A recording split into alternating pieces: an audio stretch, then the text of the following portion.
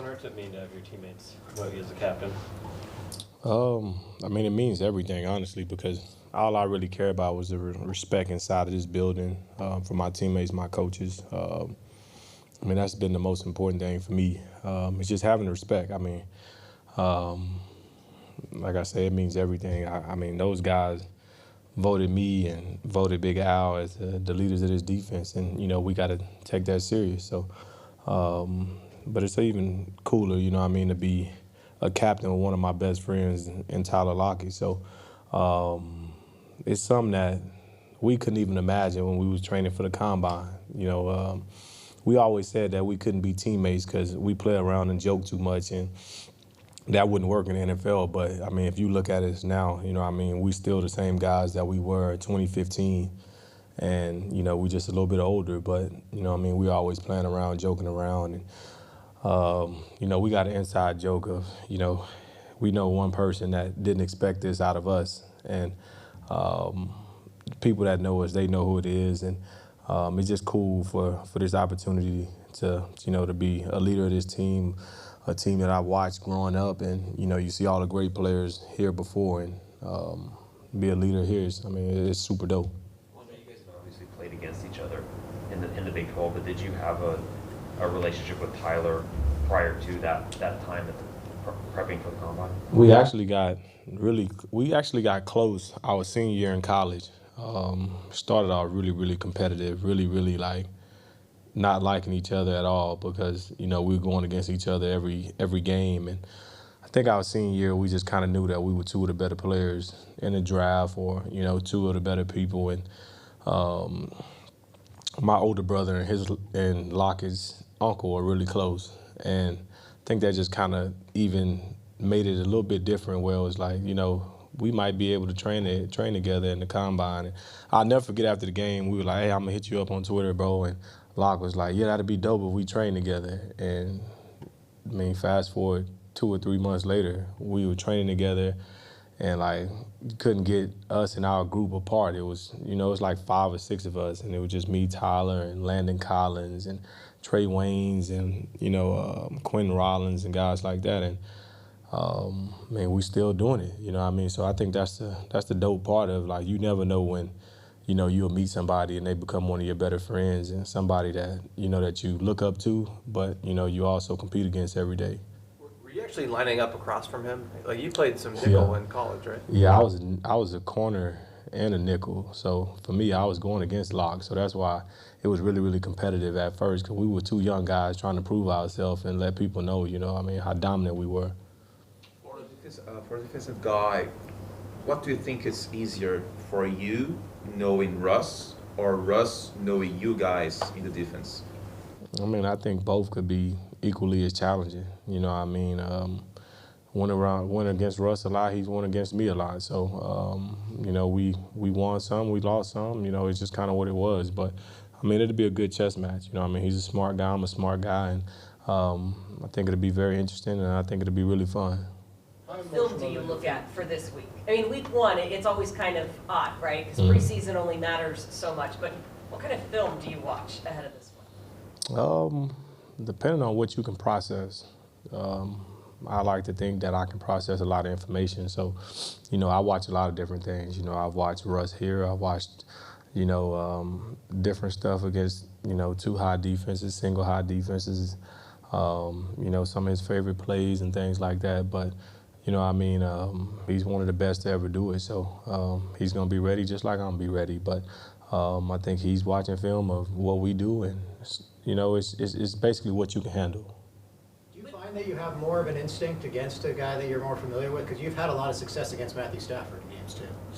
I mean, the more you see people, I think it's kind of obvious that you get a little bit more comfortable being, playing against people that you see. You play against San Francisco, you play against the Rams in Arizona, you play those guys twice a year, and you see the same thing over and over again. I mean, you get a kind of a jump on some of the things they like to do, and same for those guys. But seeing a guy every day is a little bit different. You see a guy every day, you kind of know his mannerisms, you kind of know things like that, and I think that's what's kind of cool about playing Russ the first game of the season.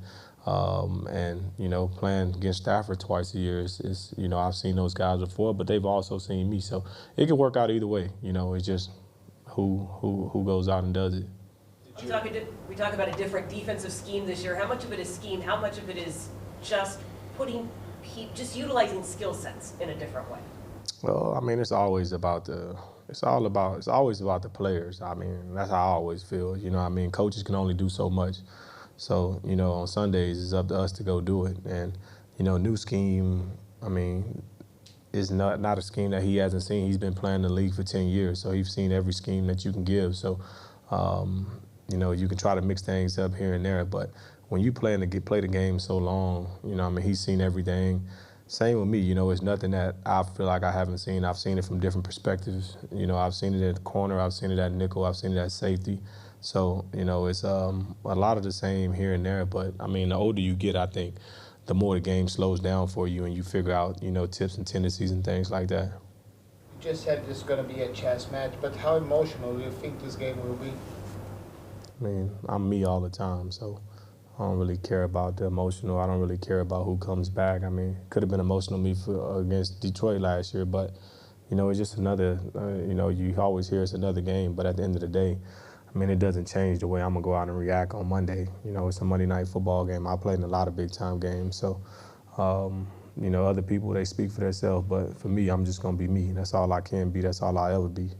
How much of the new stuff that you guys are doing on defense did you show in the preseason, or was the idea to keep it vanilla to maintain the element of surprise? I mean, you are who you are, so, take it for what you want. But, like I said, these guys have seen everything, bro. These are not rookie, second-year quarterbacks. So, whether we showed stuff in the preseason or not, they've already seen everything. It's not some new defense that you're going to go pull out the back of your pocket and, these guys never seen. So, we were pretty basic, but everybody's basic in the preseason. But basic is what you do. It's not anything that's super confusing in the NFL. Quandre, what can you say to us about Boye Mafe? Boye he's a different energy guy. He's one of those guys that, when he's out there, you can tell he's out there. He's always flashing. He's always making plays. And, he's a guy that's super athletic that, he gets off the ball pretty good. And, he's physical. So I'm excited to see him, see him flash and do things on special teams and things like that. But, as a young guy, you got to earn your keep on special teams, and that's just kind of what it is. Do you think it's going to with the injury last year, I know pretty quickly you realized it wasn't incredibly serious, career-threatening or anything, but there was that moment where you didn't know. Do you think there'll be any extra emotion for you just taking the field again week one? No, I don't think so. I mean, I've had a torn pec before and went out there and played again. Like, it's part of the game. I've dislocated my wrist and things like that too. So I don't think it'll be too emotional. I'm a football player. I'm born to do this. This is what I do. So for me, just think I'll go out, I'll be me. Be calm, cool, and collected, and go out and just try to make as many plays as I can. What's been your impression of Tareq Woolley, watching him throughout the preseason and the effort he's been able to bring? I mean, like I've told you guys before, he's a unique player. He's somebody that, I was excited about when we drafted him because for me, I always look and see if we're going to get any Texas guys because, Texas guys like to stick together. And it was cool when we drafted him. I was actually in Napa, and I was super excited. I remember texting Hurt and being like, I like that pick, So Pete texted me so I could tell he was excited about it. And then you just see, you see him. He's 6'4", he's fast, he's physical, he's long. He does everything that you want out of a big-time corner. So I think for him, it's just more about letting the game slow down, and that comes with experience. And he's been flashing a lot. As the captain, what's the message to the young guys on Monday, the emotions, and some of it might be their first game, NFL game? What's your message to them? You've been playing football for a long time, Yeah, it's different. It's your rookie year. Bless you. It's your rookie year, but, you've been playing football for a long time. Never want to put any extended pressure on anybody. Those guys, they know how to play the game. You have your highs and lows, you have your goods and bad plays. And, you know, it's about how you bounce back. And when you have a good play, you know, I mean, just know the next play could be a bad play. So it's all about stacking the good plays. But, you know, I won't tell them too much. You know, I'm not. You guys have been around me long enough to know I'm not a super, like, rah-rah guy. You know, I do my job, keep it pushing, and, you know, give guys a talk if I need to, you know what I mean? But more than likely, I just want to crack jokes and have fun and play ball.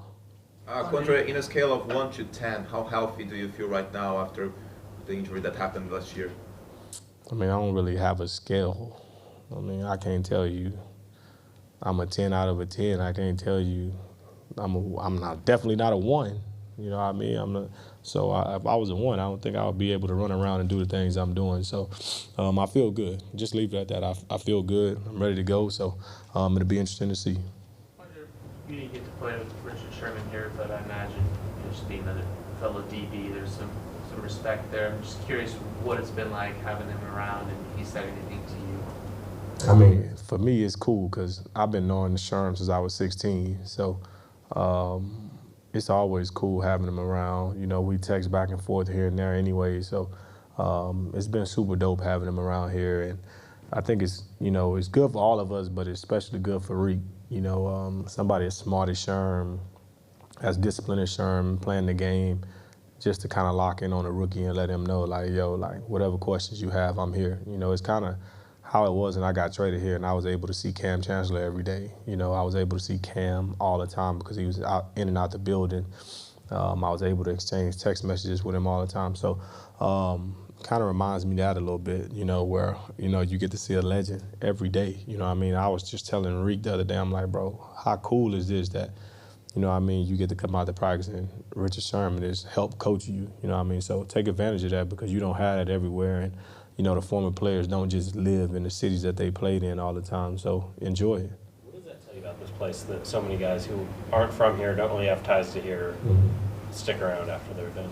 I mean, it tells you a lot. You know what I mean? It tells you a lot about the city. It tells you a lot about, you know, the culture that Pete has around here too. You know, I know it always kind of get a negative reaction when guys leave here when they're done, and you just kind of like, oh, they always leave on a bad note. But I think there's no right way to go around it. You know what I mean? I think it's hard regardless. You know, my situation in Detroit is very similar where, like, I left on a bad note, but at the end of the day, it's always love for that organization and for the people that drafted me and for the city. So I think it's just the culture that Pete has built around here that, you know, the former players, the legends, you know, they're always able to come back. And, you know, one day when I'm done, you know, I'll be living in Texas, I'll tell you that. But one day when I'm done, you know, I'll be coming back up here and, you know, hopefully Pete's still around jogging or something like that, and I can come through and, you know, see the young guys too.